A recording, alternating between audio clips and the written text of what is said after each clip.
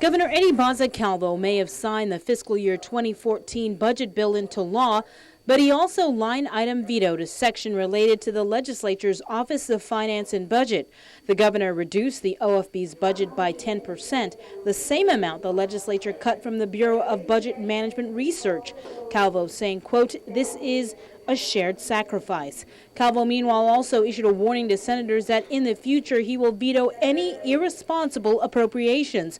Calvo, in a letter to Speaker Judy Wonpat, stated that he will veto any appropriation bill or any bill requiring funding that does not contain the following: a fiscal note from BBMR detailing the cost of the proposed measure, its economic impact, how it affects the job market, and whether the appropriation is sufficient and sustainable; a fiscal note from the Office of Finance and Budget certifying that the appropriation is sufficient and sustainable, whether the appropriation is being made at the expense of funding needed for education, health, or safety priorities, and how the measure will impact the economy.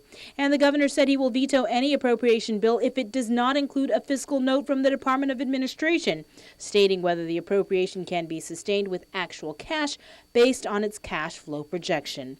The seventh and now final iteration of the fiscal year 2014 budget includes $120 million for tax refunds, full restoration of COLA, and a phased-in approach to paying pay increases.